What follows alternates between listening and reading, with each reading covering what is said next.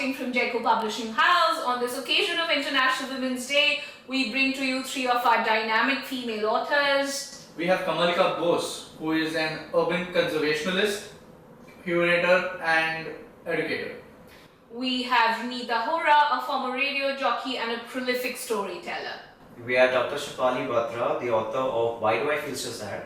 Dr. Batra is a psychiatrist and a therapist. Through this conversation, all these three incredibly powerful female authors shared their journey, what made them write, and just so much more. We hope you enjoy watching this as much as we enjoyed curating this conversation for you.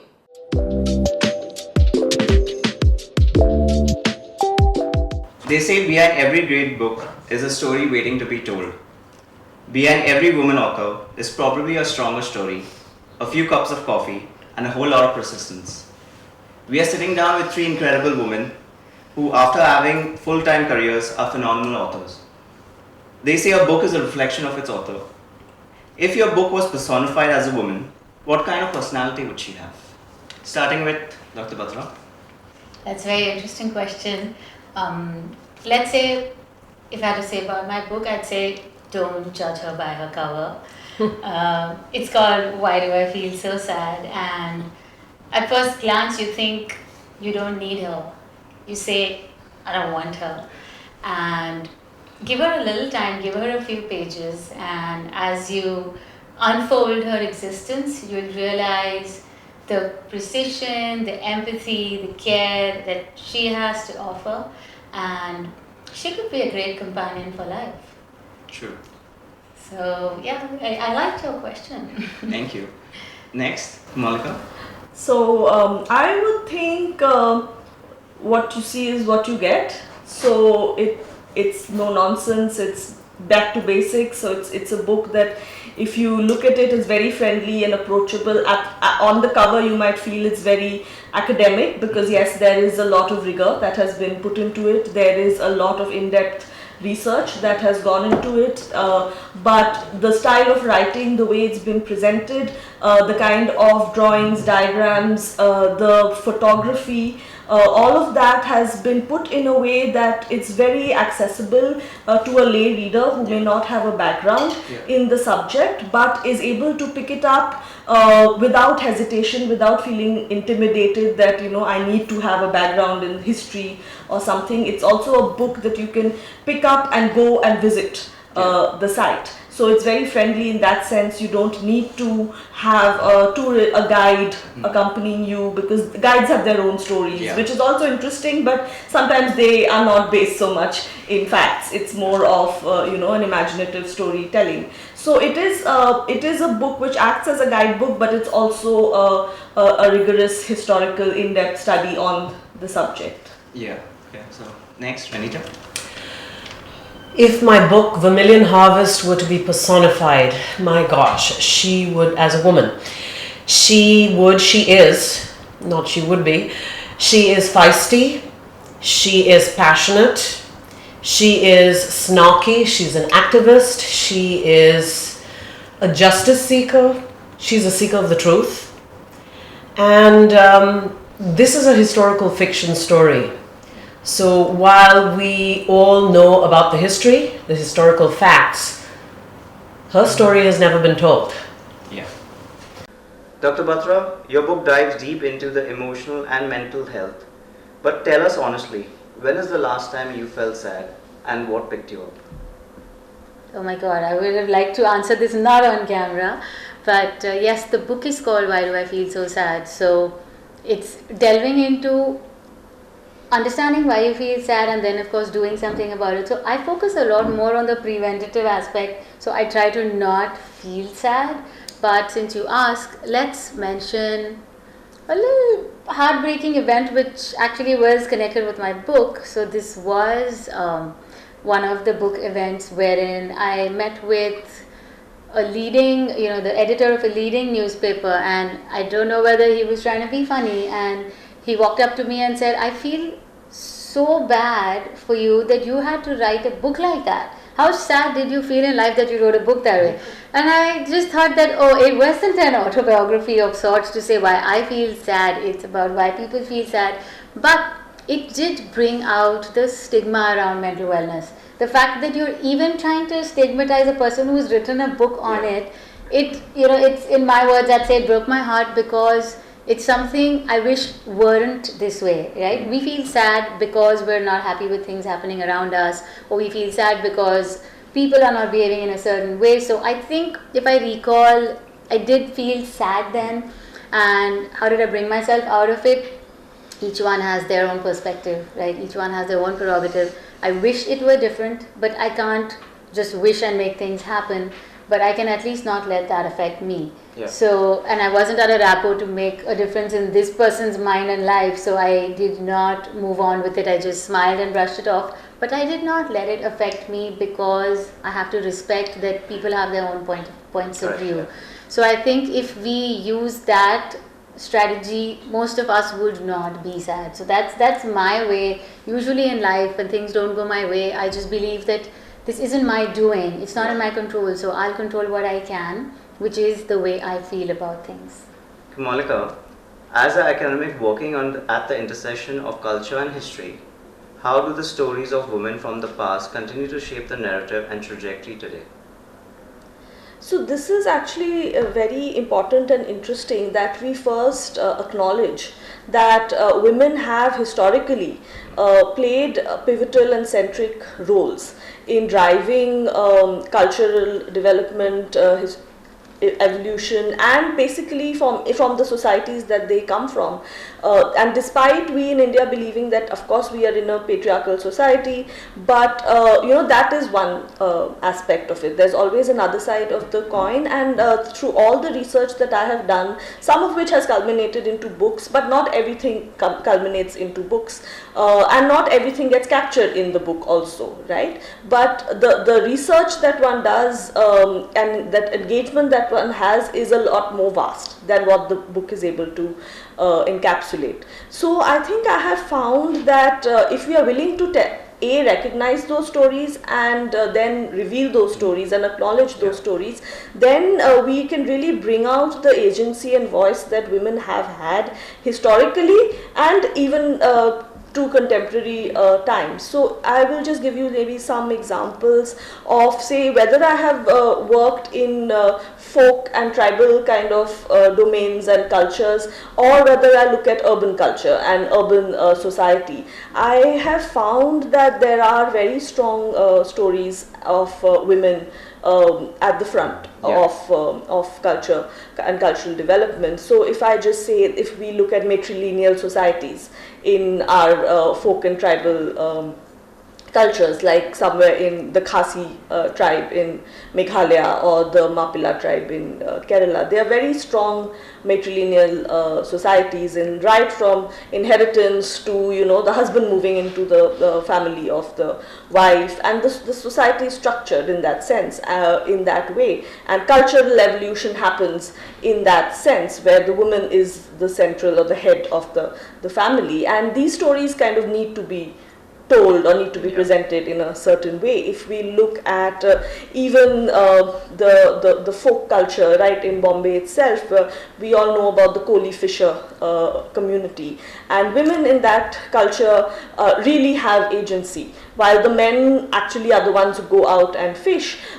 Everything related to the livelihood and the way the fish is sold, and how the money is utilized in the family, women are very strong, bold figures in that society. Yes, we were talking about the book itself, and we see how historically queens have patronized and have had agency to commission temples, stepwells, tombs, monuments to their fathers or husbands, or to a god that they believe in, a faith that they practice. So across India we see that there have been these luminary queens and principal consorts who have been able to commission an important architectural edifice, which today is a celebrated monument of the time.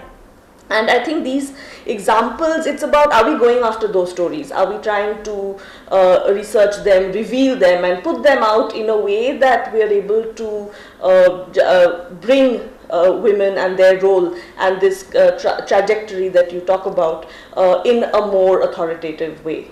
Reenita, you've written about powerful women in Vermilion Harvest.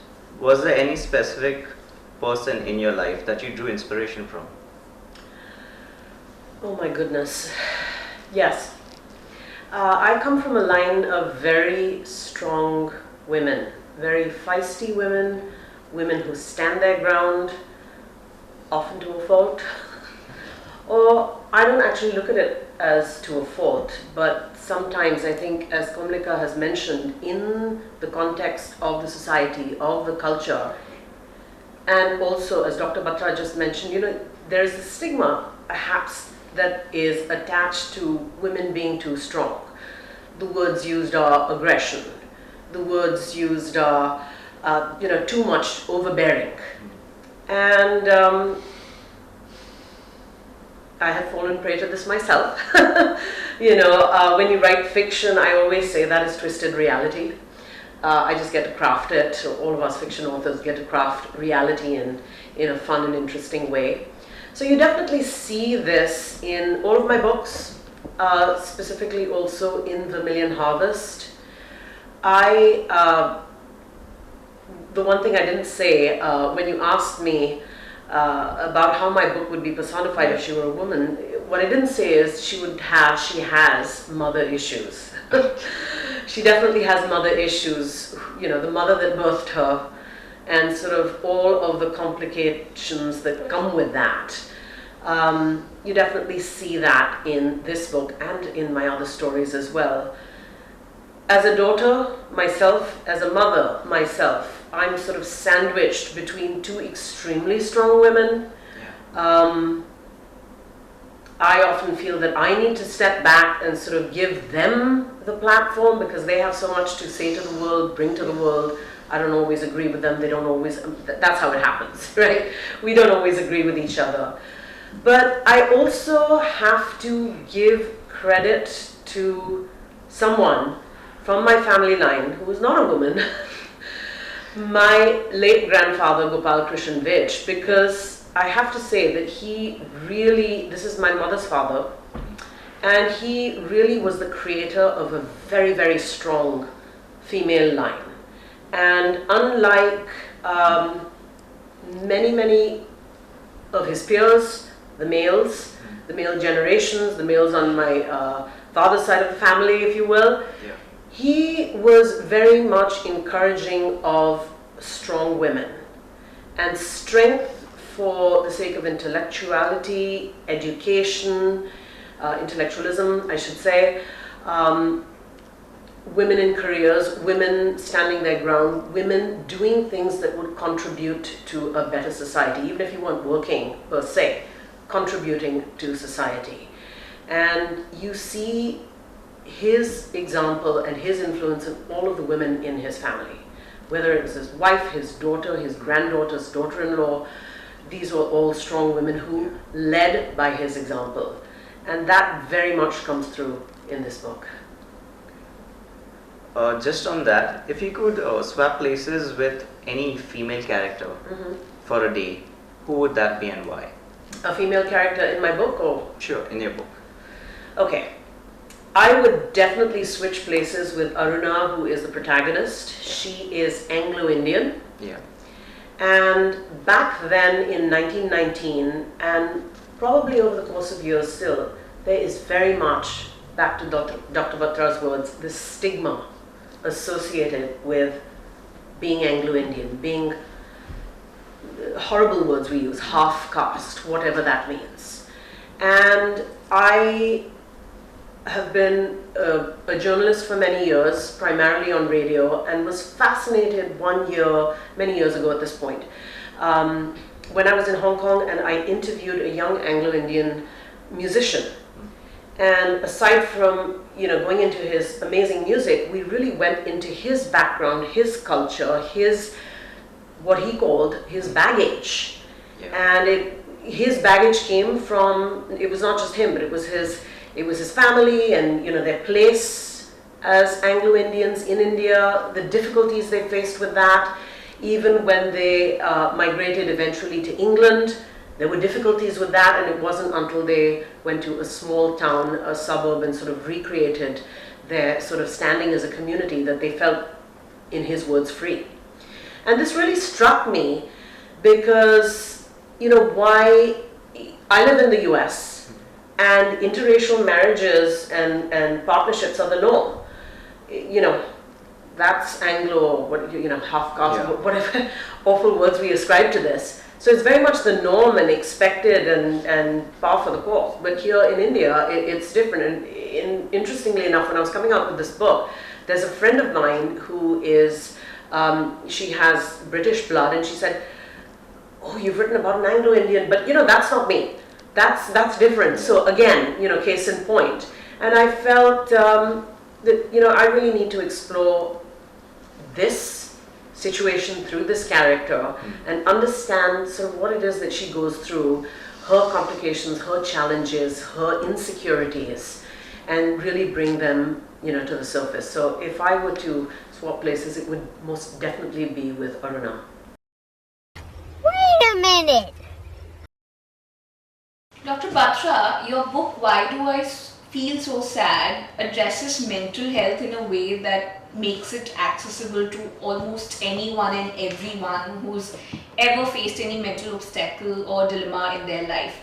What was the turning point in your life that made you decide, I have to write this? Turning slowly over a point until it really turns, So it was in my mind since a while.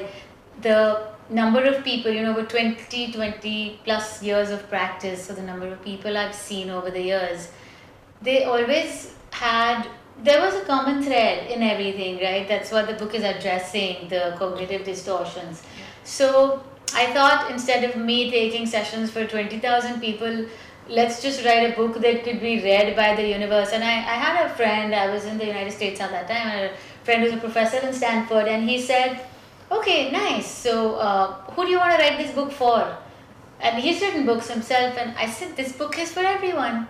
And he was quite surprised to hear that, because he said a book is targeted. You write a textbook for someone, or you're writing it for a target audience. We were talking about non-fiction books, and I said, "This book is for everyone." Just the day before I received a call from your team, I had a couple of appointments that day, and 2 patients of mine said, "Doc, I think you need to write a book, because whatever you say, I've heard you saying it before, but somehow I'm not retaining it, so just write a book." Right. I said, "Okay, I'll write a book when I'm, let's say, in my 5th decade of life."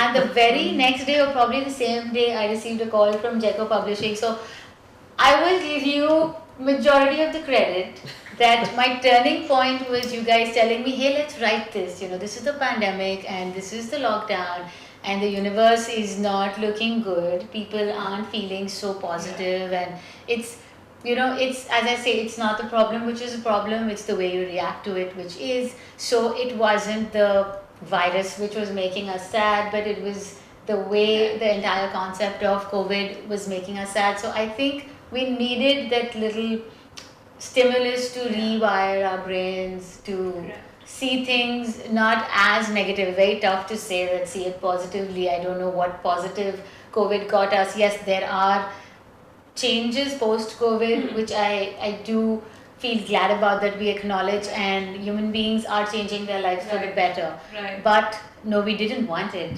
But nonetheless, we can't control what's happening, but we can control how we react to it. Reenita, when we talk about your book, it captures multiple dimensions of culture and history, and you've woven it together so beautifully. So, just bringing these 2 elements on the table is often very difficult for a reader and a writer as well, until and unless, you've beautifully narrated it. So, how did you manage to do that, and what shaped the book?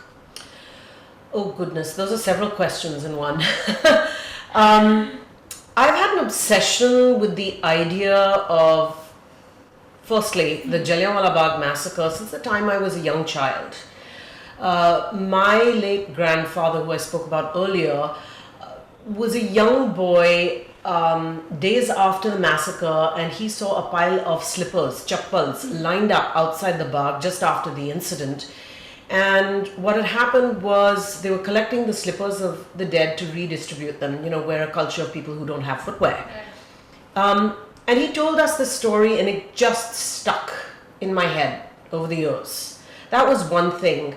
The other thing was when I was in school here, the 11th standard, I actually acted in a play in school, English theatre, and the story was based upon the massacre. So again, it stuck in my head, and my mother will often tell me, she says, when I saw you in that role in that play, I swear to God, you must have been at that massacre in another life. I mean, thanks, Mom.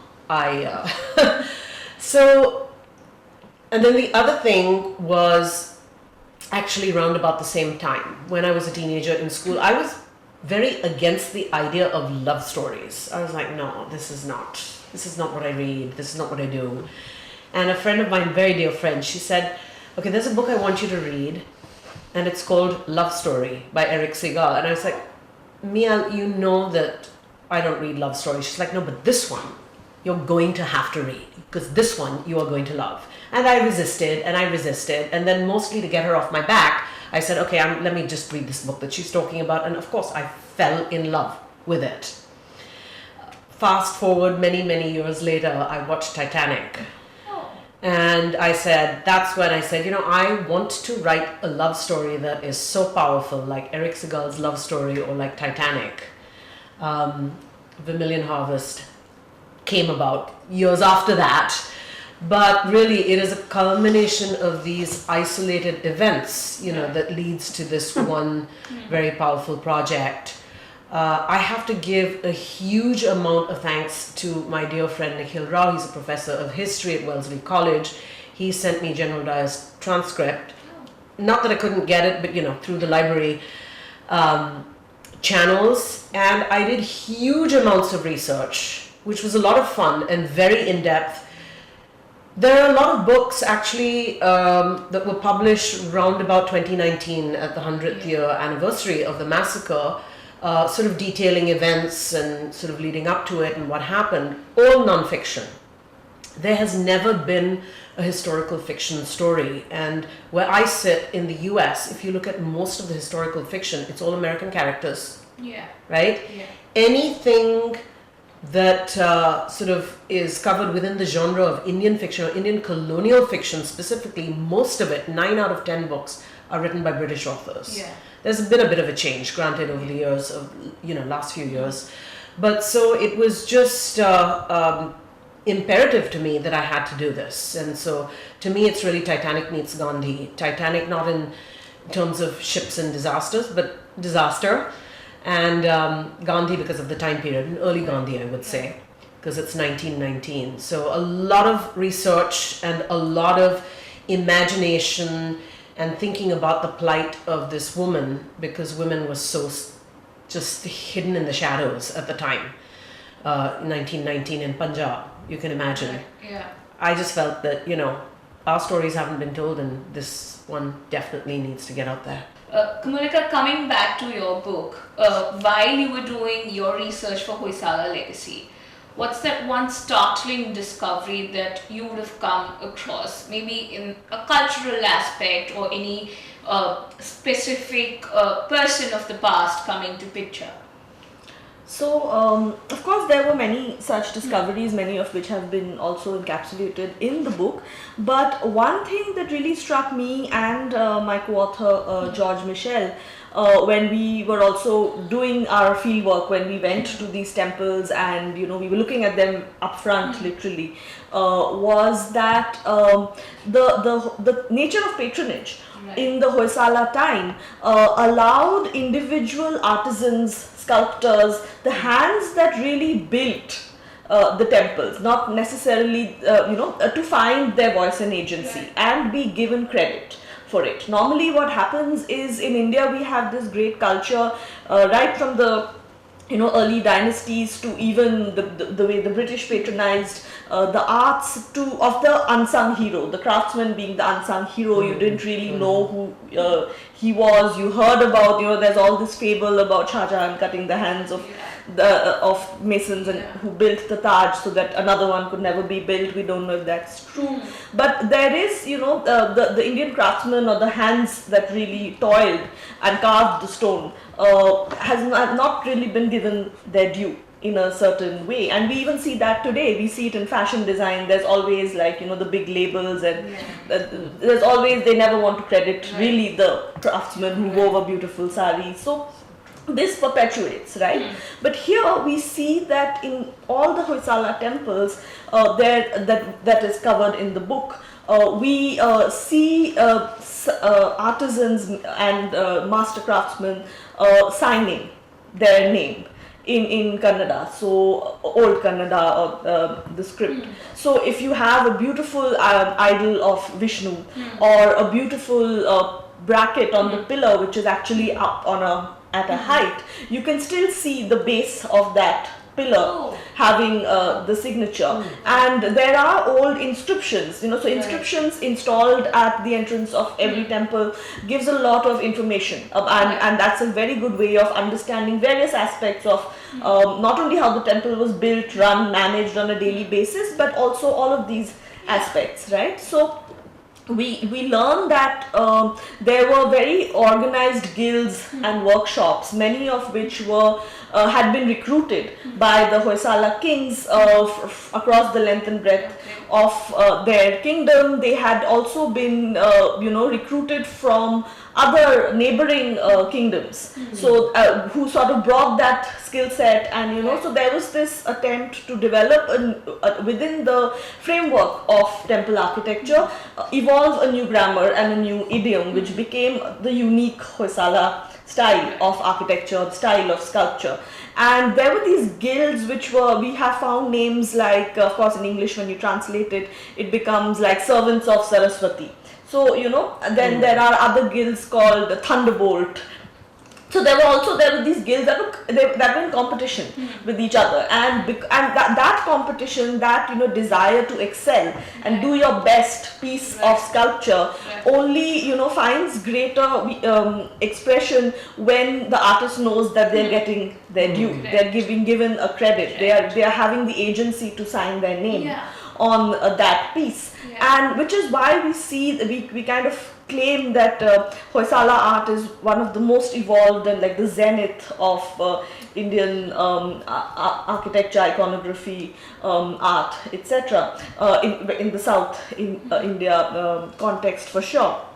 So this was a great revelation, and it's again something that you can put in context to the rest of India, how art patronage and this patronage has panned out, and there are names of these two specific sculptors, Mallithamma and Dasoja, and their names kind of recur across different temples, so which also meant that they were made to travel to different temple sites and either oversee, or once you have become the master craftsman, you can probably now oversee people. But they were given their due stature and they were greatly respected. You all have careers outside of writing, and very demanding ones at that. And writing often requires very sincere dedication, consistency, flow. How do you manage to maintain that discipline to, come back to your writing table after a long day at work, that is? I mean, if I'm to jump in, I would turn that question around to, in my case, say, how do I find the discipline to do anything else in my day? Because the best part of the day is writing. I find, for me, really, and I tell everybody this, the stories in my head are way more interesting than my real life.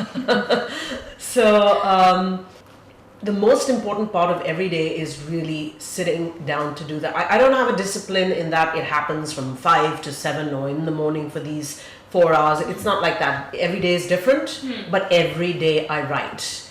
And what I must do also every day is walk or hike, and not in a group with friends. I love hiking with friends, don't get me wrong.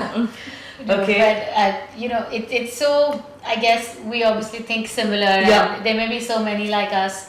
The word discipline, when we say discipline, it sounds like you have to set out this much time to write, And I think, well, I have this thing with water, I mean, I don't swim, but sometimes, you still, you have access to water. So I have this thing that when I'm around water, I have ideas flowing in my head. There's something about the flow. And so, yeah, strangely enough, it could be in the shower, it could be in the pool. I also go for aqua therapy. So even there, under the water. Yes. So there's time I'm like, hey, I want to wear the snorkel gear and sit underwater because thoughts are flowing. There's something about flow. The symbolism that the water flows and the thoughts flow in your brain. So I get those ideas, and unfortunately, when I'm out and I've moved on to the next aspect of my day, what did I think? I somehow can't seem to get that state back. So I say, hey, you know what? I'm going to go into the water and get that idea out. And I recall that at the time of commissioning the book, when I was asked to give my table of contents, I said, I'm sorry, my table of contents will come on the last day.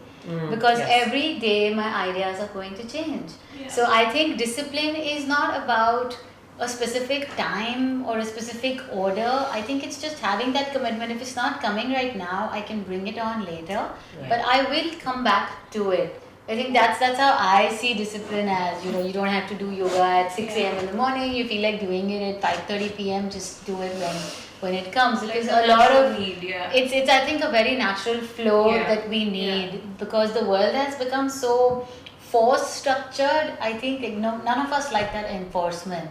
So I think getting that freedom to think makes a lot of difference, and it helps. Actually, I must say, you remind me of an editor from Chronicle Books who last year at a writers' conference, she said this thing about your best ideas come in the shower. And she said the big takeaway from that is to shower often. No, genuinely do that. Today the idea isn't coming, let's go for a shower, let's go in the water. Kamalika, what do you think? Showering or walking? No, for me, actually, some of the best or strongest ideas come to me when I'm just about to get into bed, or like I'm already maybe half an hour into my sleep and suddenly clearing the clutter. And that's when a clarity comes. Say if there's a certain idea I'm struggling with, I'm trying to put it to give it some shape through the course of the day, but somehow it's not clicking. But at the end of the day, when it's all quiet and I'm I live by myself, so it's just asking, are you a night bird? Because totally. I am not a morning bird. Totally, I'm just night owl for decades now, and it has its positive, it has its pitfalls as well, especially if I have to run for a morning meeting. But on an average I'm up till 2:30 every night, and even then once I'm about to retire, that's when something will just strike and that clarity occurs. And so for me, more than discipline being a timetable of doing things, for me it's a methodology, so I try to just put down things, just a scribble or a doodle, or just even if it's a 2-line note in my phone if I'm in traffic, sitting in an Uber. Just the same. I think I see that common thread. So you just put it down, because it just happens that now if I try to come back to it tomorrow, it will not come to me in the same way. So there have been so many instances where I've woken up like at 3 a.m. in the middle of the night, just typed out on my phone like a 3-line, 4-line note, and then okay, now I'll tackle this tomorrow or even a week later. But I know that the idea is not lost. Now that we've spoken about how you guys function in terms of writing and how each one of you has your own way or your own style to putting your thoughts down and giving it a picture of sorts.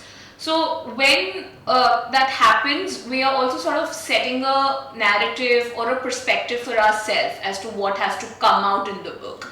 And each of your works, be it mental health, historical storytelling, or cultural preservation for that matter, all these 3 lines contribute some or the other way in setting off narrative for the readers and people in general.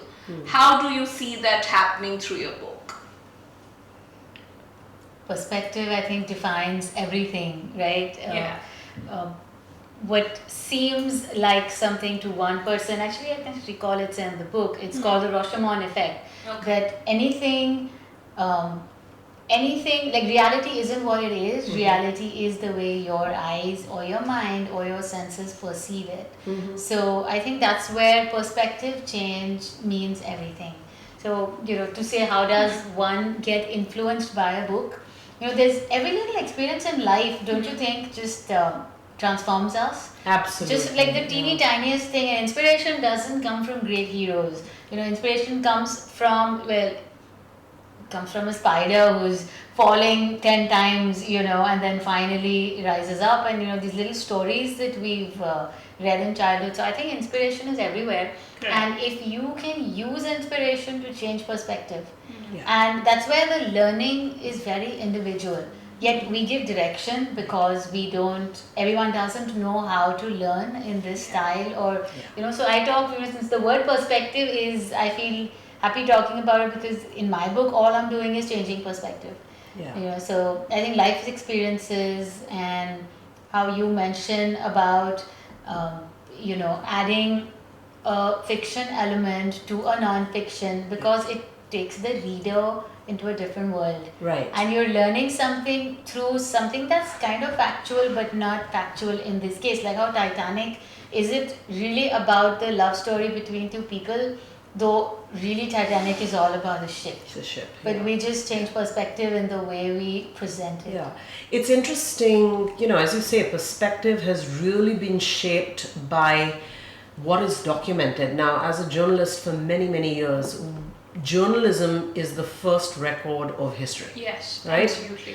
So that is the discipline, speaking of discipline, that we journalists really need to adhere to, because it's very important what we say. It must be truth, it must be fact check, etc., because this is what will go down in history. Yeah. It becomes reality. It becomes a reality. Now, when you look at historical fiction, which is a very particular genre, as you say, it's history, but then there's fictional stories around it.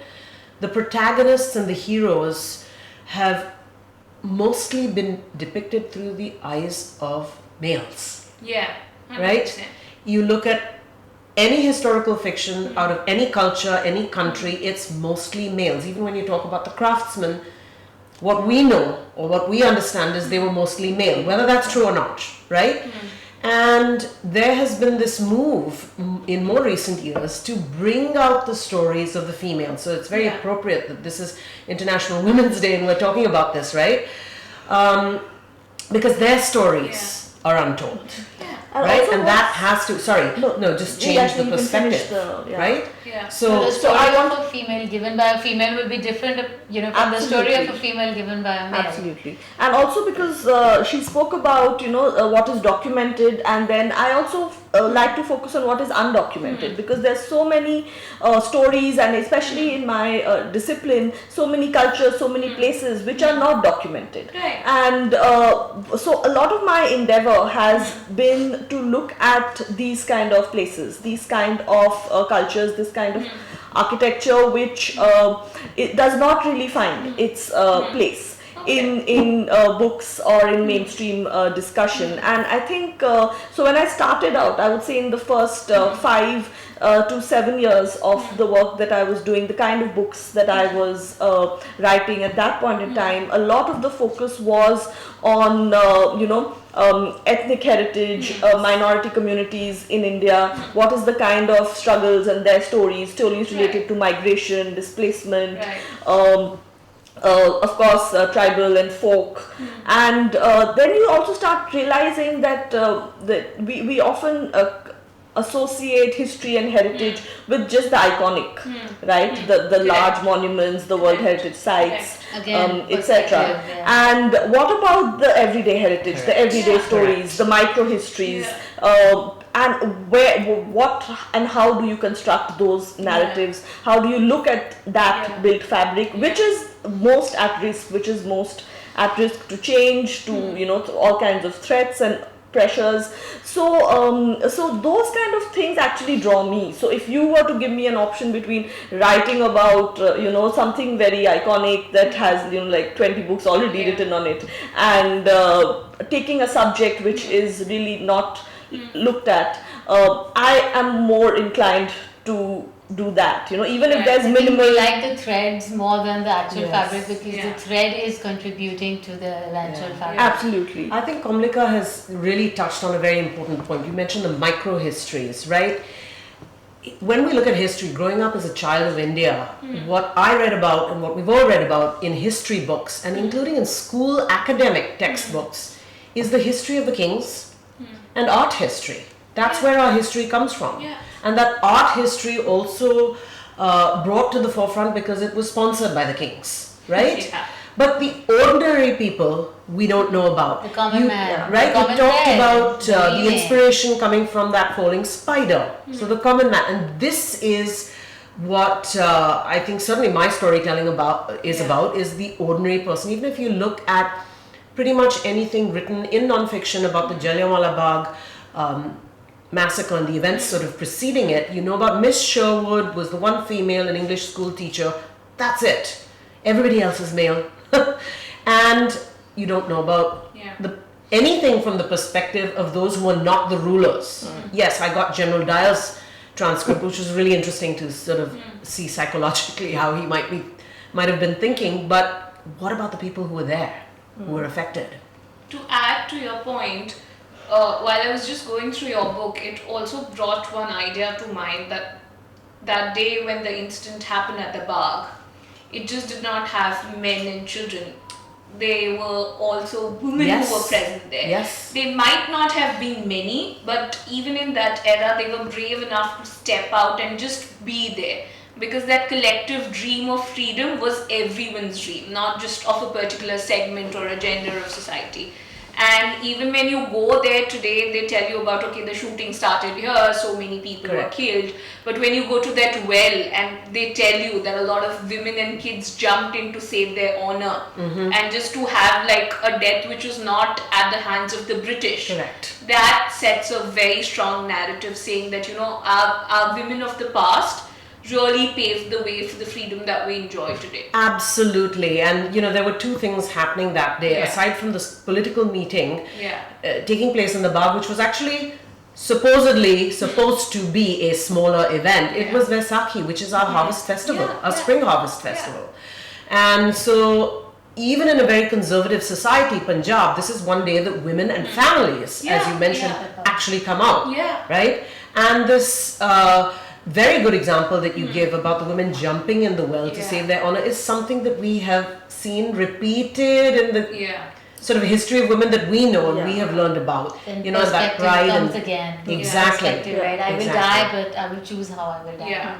But also sacrifice. Like these are the ones stories that are perpetuated because women are looked at. You need to, rather than have your valor and honor compromised. It is better to die. It is better to, jump into the fire or jump into the well. So, but we need to give also more voice and agency to stories of women who have not always just been made to sacrificial. Who live to tell the tale. Yes. live to tell the tale. Yeah, Exactly. certainly. Even today, while we've progressed, we've come to the 21st century table and we're making our voices heard.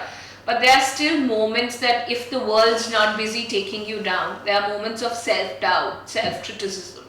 And how do you deal with that along with your professional journey and through your writing? I'm a doctor, so during our MBBS days, we deliver babies and, as in not ourselves, but we deliver people's babies. And so I like, just looking at these newborn children. So you have a line of 10 children, and the question that would run in my head, I wasn't a psychiatrist then, I am a psychiatrist today. Who are each of these going to be? Is this one going to be a terrorist? Is this one going to be anxious? Is this one going to be depressed? Is this one going to be a doctor, engineer? I just watched because after the deliveries were done, everyone would invariably deliver at night, and so on emergency duties, we would not sleep. And that's, like I said, pre-psychiatry days, that how does anyone know who of these people, who's going to be, which of these people would doubt themselves? So, reminder of that, all our self-doubt is not internal. It is called self-doubt, it is called self-esteem, it's called self-image, but it is generated by the universe because we internalize the views of the universe. So that's where I feel, when you ask the question that how do we battle self-doubt, I think we go in and ask ourselves, why am I doubting myself in the first place? Mm. So that internalization, I think a lot of people don't realize. We talk a lot about childhood trauma and things that it's memories. Right? We are nothing but a collection of memories. How I react and how I behave in a given situation. We were just talking, hey, you mentioned something about your previous podcast. I mentioned something about my earlier, some video record or something. We are only reliving memories. Each time we're making new ones. So I think to really work on self-doubt and self-esteem, you've got to make peace and reason with each of the previous memories and previous occurrences. I think that's what really helps, that I'm not my past. Right. I'm not my future either, because that's just a dream, but I am what I am right now. So I think when you work with being in the present, I don't think you can doubt anything. Because then you're just in this given moment, and the moment 3 minutes ago also becomes a past moment. So we even leave that behind. And we live absolutely. Living in that microsecond that is the now. microsecond. We talk so much micro, and it's really hard. But I think the brain, the mind it can be your enemy or it can be your best friend. But all said and done, I would think like it's still, at the end of the day, we're human, and these things do Happen. And can creep in, and it's only natural, and one shouldn't, I think, berate yourself too much that, why am I having these thoughts, and I shouldn't, and I've read so much, I'm so evolved, I'm so educated, but still, why am I I would think the other way, when Jaico said write a book on depression, so I instantly, being a professional, you've read so much, I said, but there are so many books, why do you actually need my book? That's kind of a little negative statement about yourself. And I was in the United States at that time, and connected with Stanford. I connected with Dr. David Burns also, who's written the original bestsellers, the Feeling Good Handbook and books like that. And I'm just wondering, does the world need another book? But then I said, okay, Indian perspective, brought out an Indian character. So my book, though it's a self-help book, but it's got examples of, happens to be of a woman. Since we're women, I think we just want to work to raise ourselves higher.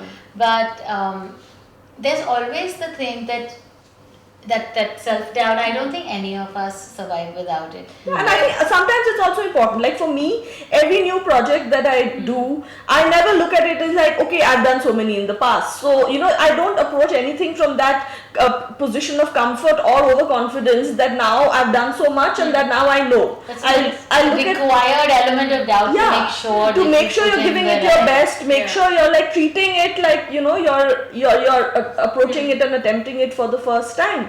Because for me, otherwise, I kind of tell myself, and in my friends and all, we also talk about that whatever we have done, wherever we've reached despite all the challenges, the obstacles, no etc. one achieves anything without the despite. Right. So we are here, we are all sitting here despite all the challenges and talking about it, right? So it's okay to sometimes have that self-doubt, and it's a good thing. The challenge becomes is like, do you really let it overpower you and make it a debilitating thing that now I can't function because I'm paralyzed with that. It's like a curve of normal distribution. A little bit of it. If you're too laid back, you wouldn't work hard enough, and if you're too doubting, I guess you wouldn't work at all. So. I really, really resonate with what both of you are saying, because life being a collection of moments and memories, right? That's what brings us to where we are. And we are here despite. I mean, that just says it all. That was a lovely statement. That was a lovely statement. And I feel that, when I look at myself and my life and my writing and my stories, and that is it. And I come from a very traditional Punjabi family where there were limits and barriers, and so what would you have except for self-doubt? The question being, can I? Will I be able to? How will I be able to? And it really brings me back to this idea, again, that I have carried through life, that has come from two of my favorite musicians, both of them. Lata Mangeshkar had a song about, a chidiya in a pinjara, and she's asking the bird to open the pinjara and set the bird to fly free. And Elton John has the same idea of a skyline pigeon dreaming of the open, waiting for the day. And the thing is, if you do not spread your wings and fly, Yeah, the bird. Actually, I had two birds who gave birth to a baby. I mean, we had 20 eggs, and then we finally had. And that little bird, I just resonated with that idea that you just mentioned because he didn't know that he could fly. And I used to talk to my bird and say, dude, you know how to fly, you're a bird. And then one fine day he flew. So even a bird who inherently is supposed to fly is born not knowing that he can fly. And afraid. And so how are we different? We are not even inherently meant to fly. If you are to go back and meet your younger self for a cup of tea or coffee, what would you tell them? I would say just don't be afraid because I was that person. Oh my gosh, how am I going to? I don't have the confidence. How can I approach that? Whatever the situation was, but don't be afraid. It's not a risk because what is your downside? Your downside is that you ask for something and you'll be told no. Yeah.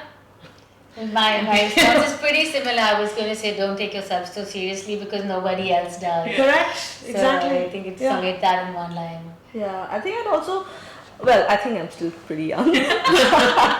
I'm always making mistakes, so there's we are supposed to learn from the mistakes of our past, but I think we then make new ones. So Present. But I would tell my younger self to, I'm not so much anymore, but I used to be a person who's, constantly trying to plan something, foresee how will this happen, what are the implications, if I do this, how will that pan out, if I don't do this, how will that pan out, when should I do this, when is the right time to say get a second degree, when is the right time to, move a city, and all of that, it doesn't eventually really Life is actually, and it is a journey, it is not a and so I think I would have really gone with relaxed, chill, and go with the flow.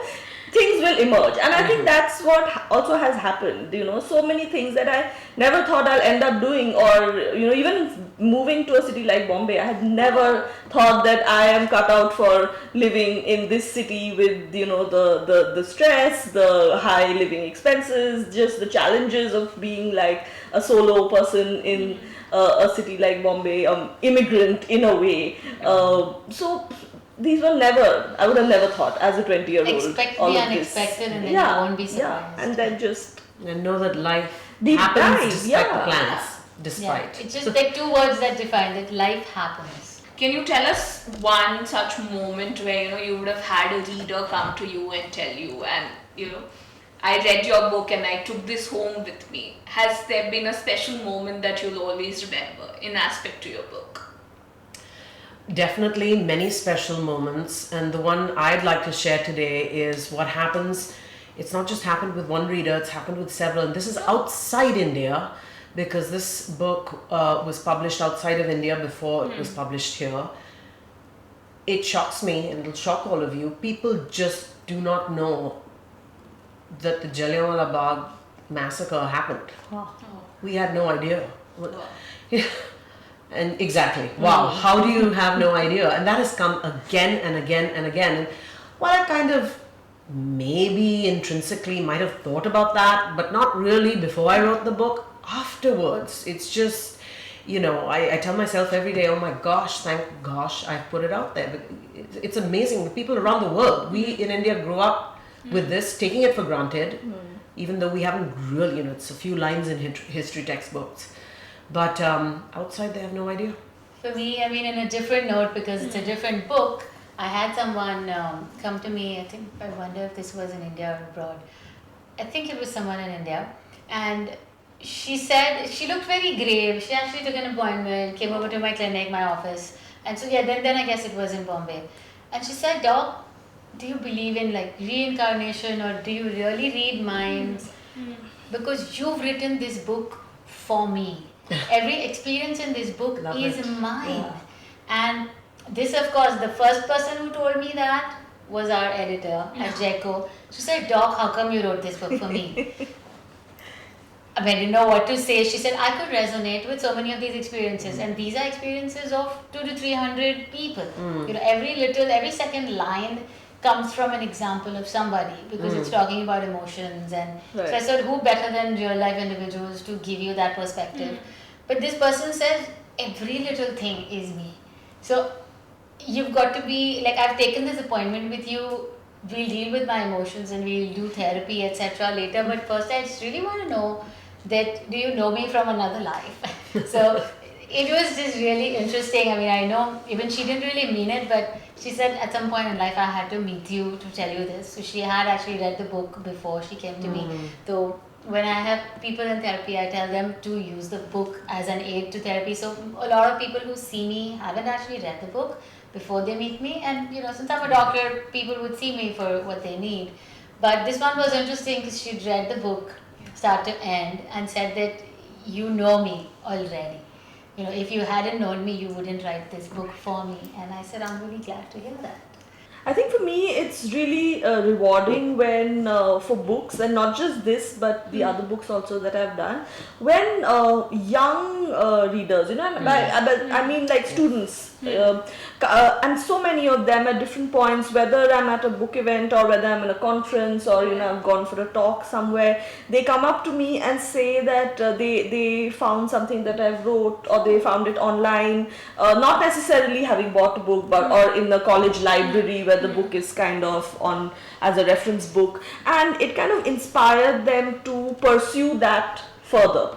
So say if I've studied, I was like one of the early or only people who did a book on the urban heritage of the Chinese in Calcutta, and there was like little to zero documentation on that neighborhood for a very long time, and so many people after that, young students who were doing their undergrad, came up and told me that they didn't know about such a place, but now they want to pursue it further. So either they've chosen that topic as a master's thesis, or they as a PhD topic, or it inspired them to pursue now conservation architecture. So I look at these or my books and my research as these catalysts or these seeds which then plant something in another person's mind, and can they then take it forward or develop it further and build something out of it, so that this whole thing about the undocumented, the things that we know about but